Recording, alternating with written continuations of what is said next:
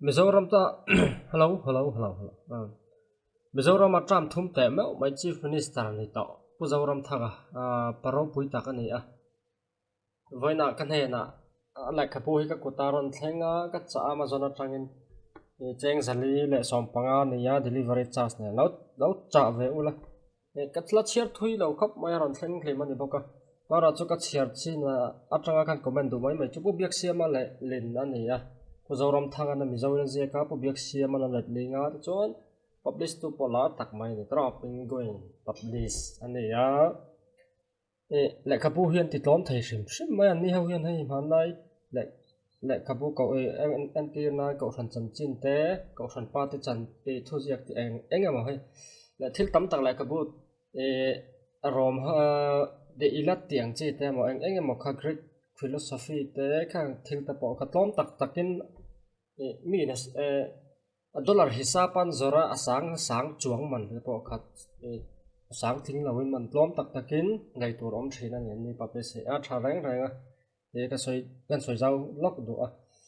chuan ka chiar china chuan ka du ai na kim chang lo mangai o kan ka ti a chan chu ai a le ka zir lai te hi a thuai a nga niang a tlang lon deuh takin a zia ka ai kim chang deuh khan har sanna to dan te tin result thata ka nei thu te po han jiang ta result tha nei dan ale khazir dan kim chang le a sikul kal kong te motin imfala ba han zira imfala han lu dan te le a zir chunga thil thleng tam tak ang chi te po kha ziak lem lawin a thuai deuh pop khan ka ria tlang lon deuh takin chu wang chon a ngai nom lai tur kha a om lu tu lo ve dawa a beng war thak thuwa chon a beng war thak anga ni le kha thiam thei ve pa ngai tak ani ti chu chianga mathematics lama ro chon a chak wak big lo ni te point langa tin man interview a soyang khan IAS ni atum dan te ama ro chu IAS ni ai chuan mizo nam buaina kha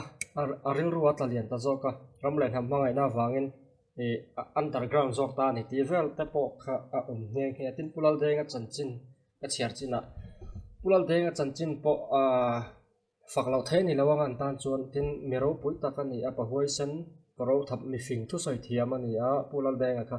a faklo the lawa ni injirmi le tumru ni zeta po aron thai langa a tha em chon india sarkar ina kam remtina po ni lawa india republic a mental venga tiang chi tela enge mokha aron zia ka mau tam lo thenga india sarkar min ngai sak lo zia te enge mokhang vel an har sat na te kharon thai su kan thriat tlang lo ni a tina ma ngai mizo tong le kapu zia ka mizo na movement history heng ta po hi lo chiar ola ka chiar china chu nai nang thui viawa chiar kher ngai lo mai the ni tam tak ta chu ma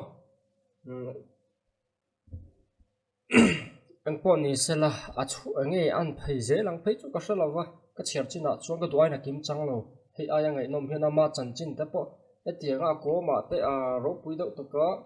anon ziak ta ro he kom hi ro pui na tro khi as ko ma thu khero pui deuh led by fight through conflict towards destiny of peace tiang te ro pui khop mai mara chu tianga ko ma ron thai lang si chuan ka du ai na ma chan chin hi a khung tle me ka ti na ni chu po ni sa a hlut na chu ram buai la ya al ngai jang hlap tu le ho tu a khai pa te ji nga tal pha tin chu me hnuwa po chief minister lo ni ta MNF president po ni zui ngar chu tiang mi na le khabu jiak chu a hlut dana dang lamani antilan ne ta tu te le mo research te mo entin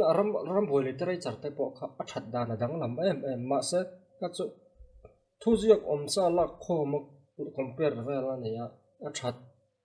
lu to ka thu dik zon chona chona tha em mi soi dan in ang lo hlek te tin si pai chat dan te vice si pai po mi zo si pai po mo MNF si pai po lai takin ran ziaka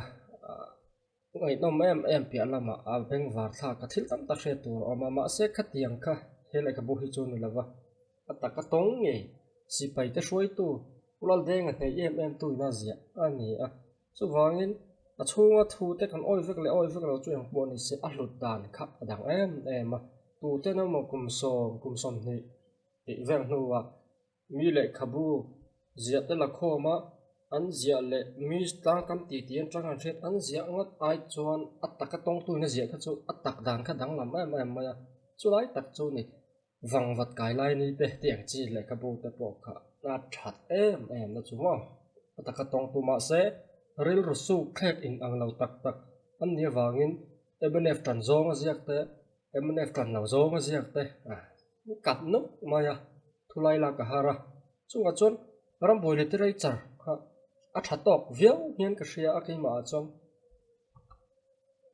chumi ti lawa chuan e thang luran zoram politic lum la dan ti te reverend zai remai ni min pek hi tiang chi te tuna ka soi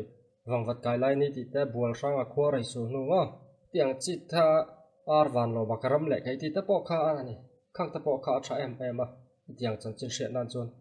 ti te po kha kan soi tel ram duk ni te se chuan chin thiat tlak deuh chu ka tiang ar underground na lu a thil ton ro pui ve tak aron jalan kalau chin chia ngal chu ni cover la shoi to ro pui tak kan tir nan Mao Zedong le Zhao Enlai te China a an ni nen an meeting thu te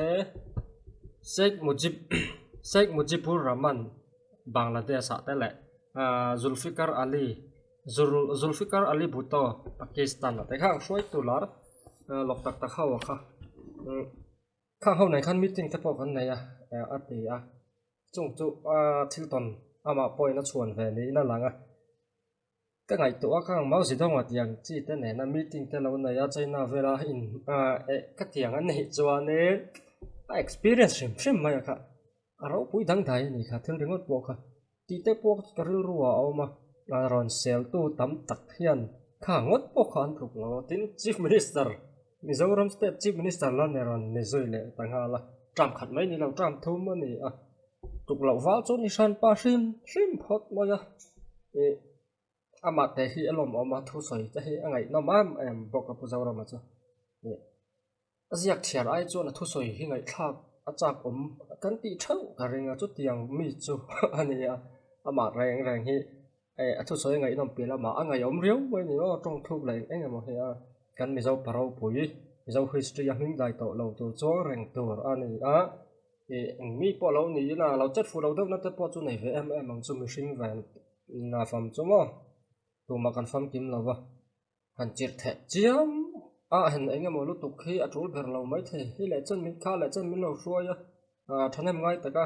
na tha le zung wa thiam na le the na te zoram ta na lo seng ral a nun na lo thap tu te po nei ve a za te po hi phu ve bok ani ti te kha kan soi tel sam ange kan mi ngai na zong alo ni lo ni po en ma chuan tunlai thil engenge ma soi la kan thret vek to nu ni na a soi ve hrim ka cha ka lo nga nam kan ni e ti la kan du lo mai the ya ma se kan ni tro khop chak long pui lum tu la ti a engenge ma hi lo hi kan nga em ma ya pathiam thua po kan kal fu lei thei lo ni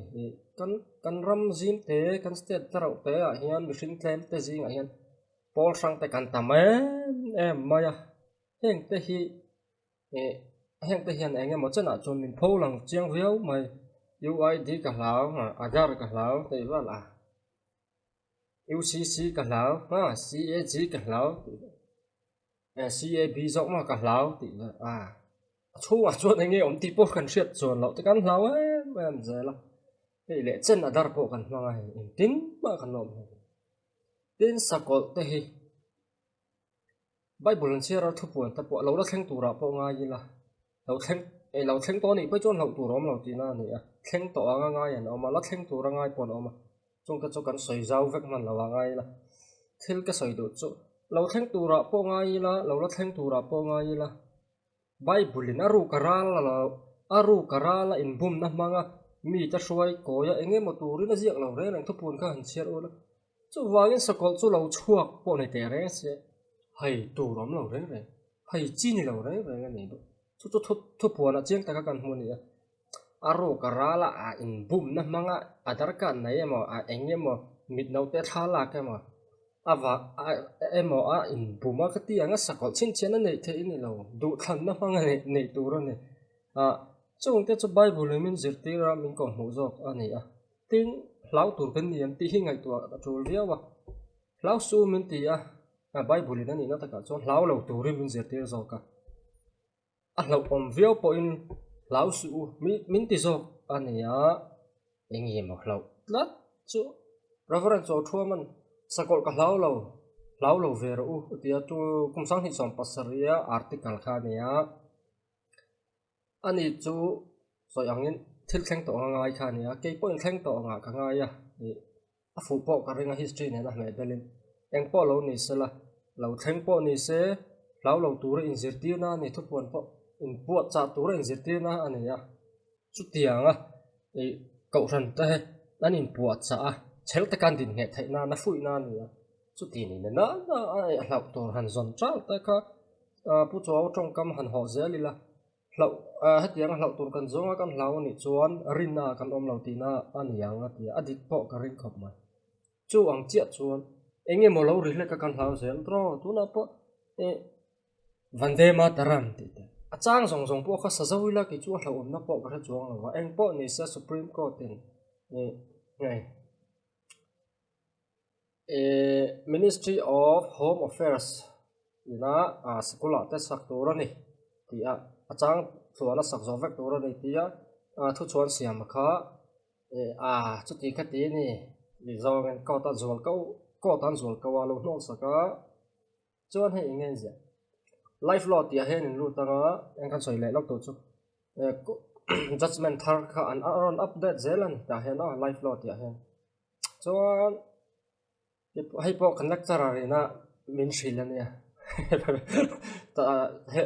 he site it lot thila ke saran update thila chang kai pu yang min ya ka lat lo ta zela kha ta pran kha hey in petition hi in thelut ma lo tu ni eng ma lo thing lo wa vande ma taram in saklut tir tum na le eng ma in shem na te po lo thing lo wa in thelut ma lo tu an ti ya ti chuan tlang kam ti le in soi thaina thil mai ni bok an ti chu wang chuan an lo no la om zia chuan national song hi in saklut tir tum in saklut tir tum na te saklo wanga in shem na le in ngai sakna in ti du da na in thia shan na ang chi te alo om ani chon in ron zol kau to ni to na chon khatiang eng ma bok si lo wa thutling ani lo tin engian sai an ti chon he ministry of home affairs ina achang zong sa zo turan ti hian sak an ti sa zo tura thuan so hian asa ve du lo te shem na thileng ma king tel lo du chuan saka du chuan sak lo thai ani sikula te po ti kha supreme court soi dara ni ya chu wangin an lo om lo phot ani heta tang dang po hian chuan chu thilom zia alo ni mi then khat kan thilat kan du chi alo mai the kan hani ti kha ngar tin nge mo kan soya kumsa khat zakwa somriat le paruk dei to khan heta hi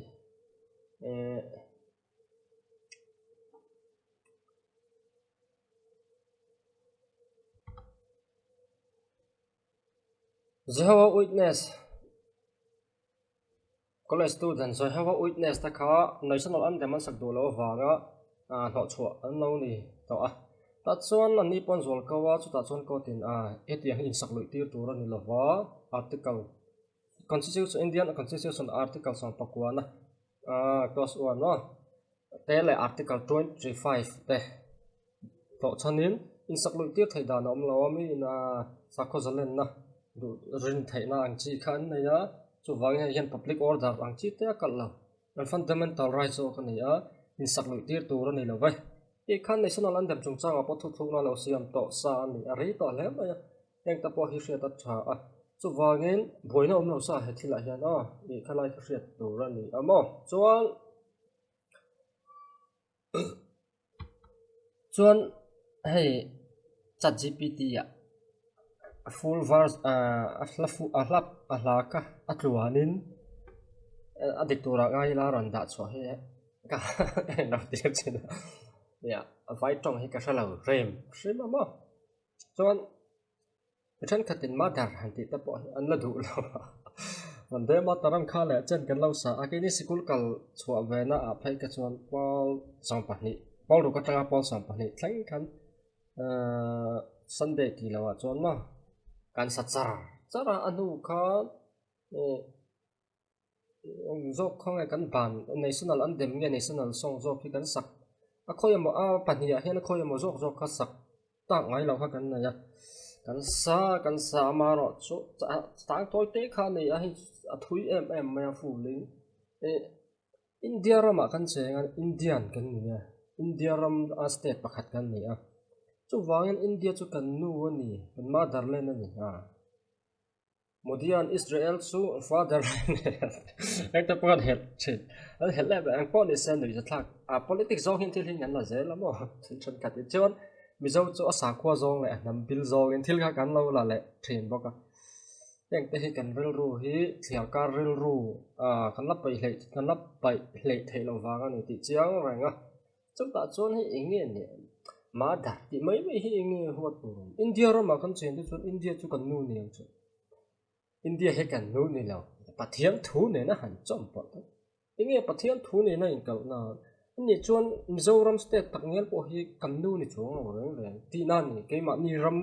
นี่กันปีเล็บพูดที่นั่นสาชัวอันสาชัวแต่ให้กันที่อันกลั่นเชียนนั่นนี่แบบนั้นนี่แต่ก็เฮรัมเบลจิมเตะพอเห็นอันนี้น่าตะกะจวนให้เตียงกันง่ายนี่จวนกันนู่นนี่จวงเรากันนู่นตักตัววันจะรู้สึกยังไงบ้างแต่ทิ้งอันนี้กันจันดูได้ให้มากกว่าที่ใส่ดูได้จู่วางเงินเราตัวล้มเราที่เราเห็นที่ก็ไงดันนี่จวนวันเดมาตรามค่ะให้จัดจีพีที่จะกินกันอะไรก็จะตัดเห็นรันดาดิตัวง่ายละไว้ตรงก็เสียเราฟิล์มใช่ไหมวางเงินง่ายนะก็ใช่เราว่าอีข้าเละเช่นคาสิกุละกันเราสเวตต่อกลุ่มสริชงเตะไม่กันสาวันเดมาตรามที่แต่จันนักแกนน้ำมันน่าที่แต่ให้จู่อาทิยมบอกละทิยมกันสักทรินสินะครับจู่ในส่วนเราส่งให้ฟูลที่จัดที่จ้างนี่ที่พวกเราฝึกไงเราเรื่องมาจนตุนหัวกันใช้ทารเวะนี่พอเองข้าเละจันเราสเวะที่เราจวนว่าทิลเชียงเดียวจู่ข้าเละจันกันสาเสียพอเขาจวงเราว่านี่ติ่นไม่จริงติ่นไม่กันสาสัมเลียเอ็งมาฮินดูร้องก็ไก่พาเราเรื่องคริสเตียนปาข้ากันแล้วนี่เรื่องเราตูร้อมเราละสักเรื่องว่าไม่ได้คิดปะเทียนเบี้ยนะนี่เรากันเรื่องรู้อินตั้งไงตัวพาเราเรื่องนี่อันนี้นั่นแต่การชวนมีสาขาเบี้ยนะพอกันเลยละอันเบี้ยละชวนจะตะกะจะสักข้าทะจอกได้เนี่ยอันปะเทียนกันว่าเบี้ยปุยตีนั่นเราไม่เราเรื่อง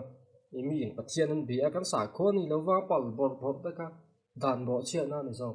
ที่แต่พอเฮียตาหุ่นเดียวชวนจ้างนี่นะมาดาร์ดีเวลอินเดียกันนู่นนี่เราแต่กันที่ไม่ชัดแค่อินเดียเรามาเจงเวรงนี่นะอินเดียกันนู่นนี่เราที่แต่ด่านบ่อเชียนั่นไทยนั่นนี่จอกฉันไทยกันนี่จอกแต่เสียตัดชาอินนักฉันกันดูอินเดียกันนี่เราที่รำอินปุ่มขัดนั่นติดเสถียรจงแต่อินเฮียร์เงานั่นติดจอกช่วงไทยจงตรงแต่ก็ที่ยังตรงกำถาฟูข้าอัฐเราเรื่องด่านมีหนึ่งที่มันติดดูเสียอินโซเฟียเฟ่ก็ตะบวยนั่นทำไมช่วงตะพอช่วงไอ้ตัวชักเข้ามามีกำมักสลายมังสีเลยนะด่านที่กันจริงแต่ให้อาเซียนเรา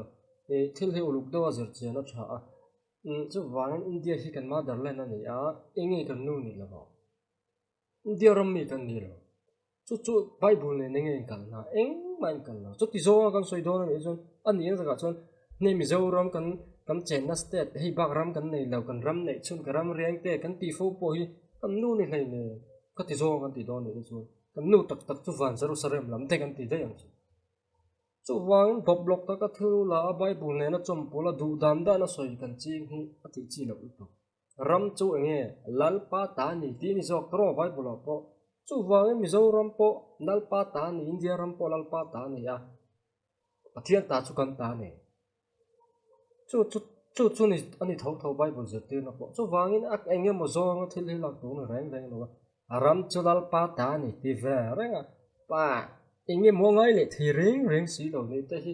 pathiam thu ta po hi kan share dan hi apel he renga apul tanga in sirti thati kan mo lau he kan nga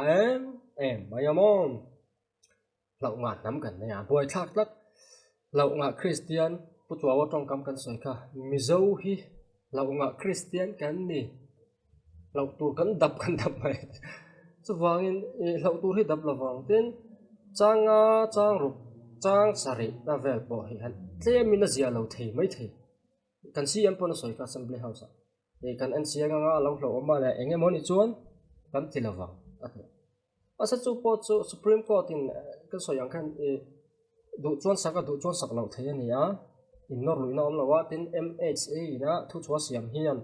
shen ma keng tel lo asa du lo shen na om lo chu tiang ang ma om lo ti compulsory ni bok lo atia chu ti khop chuan aron soi chiang pot lo tu rom lo la zola tin lo avai poken lo sai la ke chuan lo tu ka shalo re enge durga le dien kuin ti vel ki inge pathian biang na khe ani ang apu tu paril ru tak po kon thalawa mi then ka soi dan chuan durga chuan enge entir chakna le inven himna lama entir tro lakshmi chuan ho sakna le muingil na entir chuan saraswati chuan enge entir khatiang zo wisdom le no le se entir ni fin na te shriat na te entir ni chuang chuan india chu durga anga chak in humhin na tlak ania lakshmi anga na hausak na le muingil nia chuan saraswati anga finna khat shriatna khat ani nang chu durga ne na me bela chuan lakshmi ne na me bela saraswati ne india ka me bel le chu pathian biang na ka ngai lo reng ke chuan inge aro pui ti zo ko lo me india chu tianga a me bel chuan a phua tu pa hian india a moro pui le ti india kha thil tha bel mol chu a tha thai to pa bel do in durga ti te lakshmi ti te saraswati ti te kala chhuak an mai aswal na hi kan thelo khapa e sapo ni len thiam lo na pakhat ma kan ni lo ka christian na da pha po kan lo lo to rom reng lo ti chuan chu em tira india chu tiang chu bel ni chuan pathian biak na lam hoi lo ti na ani arin aman mara chu ne a soi du da na inang lawanga pathian biak na zong pon lo pho pon ni theya a chu ka va fiat pui to lawa mara chu a in soi thai zong le ngi ma zong kan ti ringo zel mai hi amang an tha ka ni tro tik tak chuan christmas kan hanga to reason lo tu ni khol jin lo lu ta jin mi thar an lu ta vok kan christmas zai khom na ten on kala christmas roi tu meron the puna an christian pha lo renga miron chima an ron chima kam cha vel ron en khania chu tiang chon du le holy ya te la puja enga ma po ni sala zukalila ingi sual na van de mataram sakti mai ha thlak chu ta supreme court barin tiang thu na kha lo nei to bok le nga la ye om ziom lo kan thil ti dan hi mo ki ma ni ngai to na level a hin kan khung ve ka thil hi mo thil om dan tak kan thil ngai lo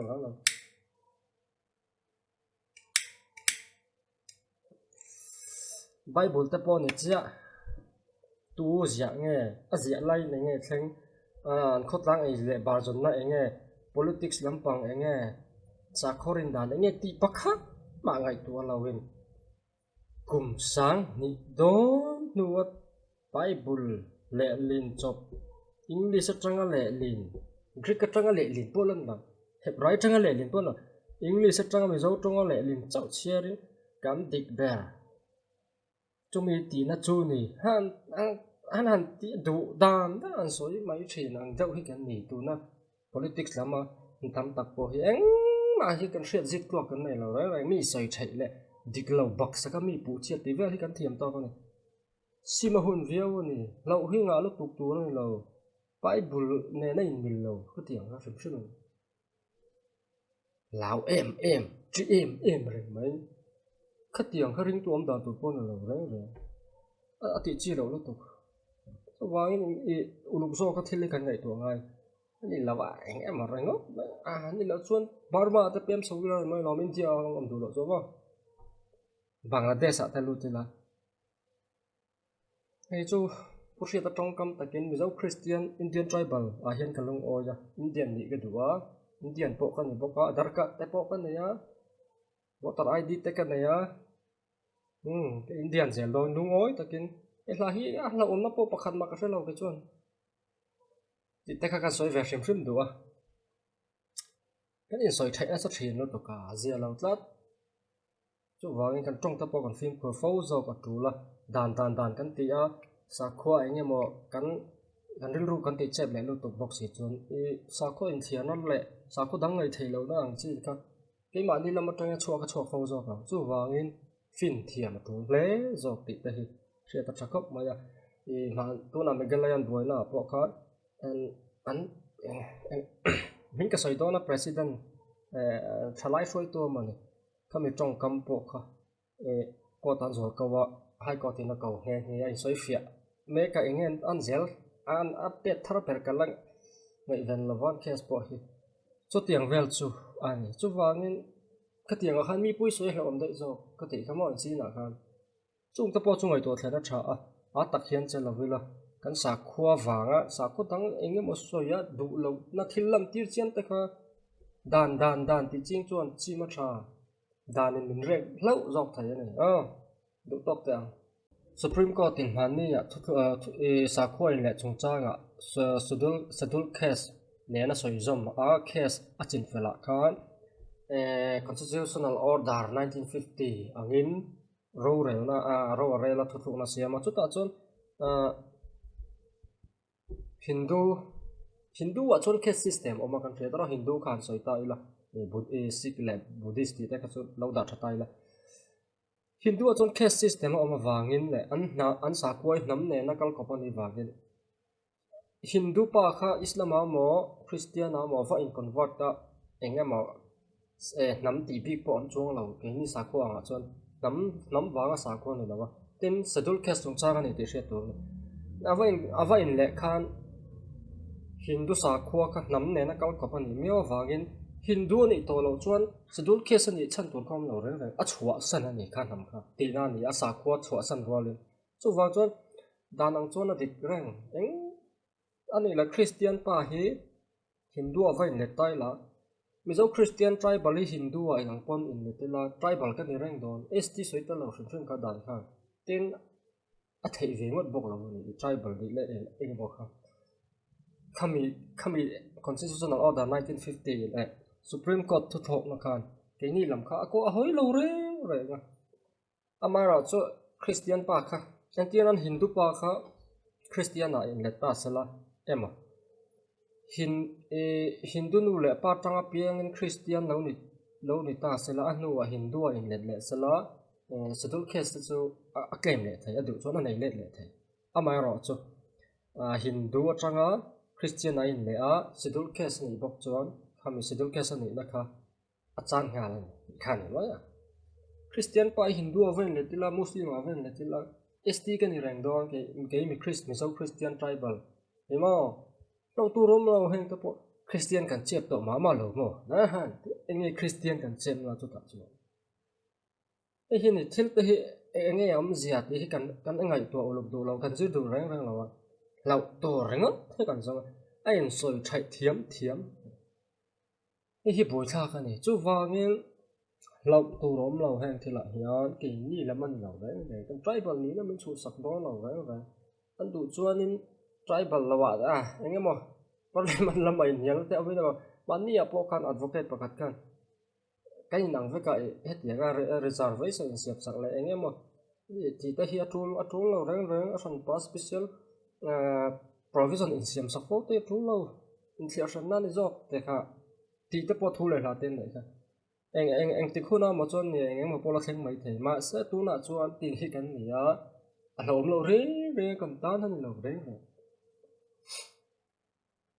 chu wangin khang ta po kha zir cheng la Hindu a caste system oma chu lai chu ni poi mo ki Christian a create caste system lo ke tiang caste system nei sa khon ve la min tel ve ma se min tel la wa tập tập bốc là vợ tính mà buồn là tụi em là rế rồi chung cái căn lão dế nghe lậu tụi rồi ấy buổi sáng khen mấy mấy cái thì khán bắt chia rồi là khôi khôi mấy anh vắt sang hàng mà anh nghe cái gì thì cái tiếng về thì cầm nhỉ thì thầy nào đó rồi cơ anh soi chạy rong bol tu tập mi soi chạy thiam khi kan ngay na zel pathian in mal min so banga chu ti kha ti rem na thu ta thamuan na thu te soi ai chon min shem don ti ching howi kan lom zo be pathian thu a po kala pol chuak po kan tam rai ngan so wang ngan ril put mang hi siam ram mangai in dia rama kan oma enge mo min ne karala min chim min phiar ru ta hi anga ni mi san khat ril ru lan thil soi du da ra cha ka ti tlat ta kan hanin ngai mai ta hi adik tak chuan India rama cheng ve renga India hi kan nu ni lo ti tong kam tha te hi poi soi na ni zo da nang tak chuan no chung ta chung ai to thlen na tol khop ma chu wangin dan ti ve ami kama khrele mang si lo ni te hi chi lo rang thanga uluk dawin zirila India kan nu ni lo ti chu ti khati Indian po kan ni lo in lak chho gan du ate ma enge mo in than thei na te nam in pum khat na le ram in pum khat na ti che thei zo tong kam nei chi te tiang khat dan na phal lo zo a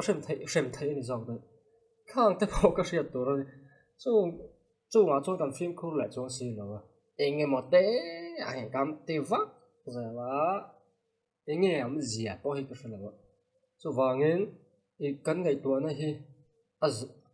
azim tu ko ne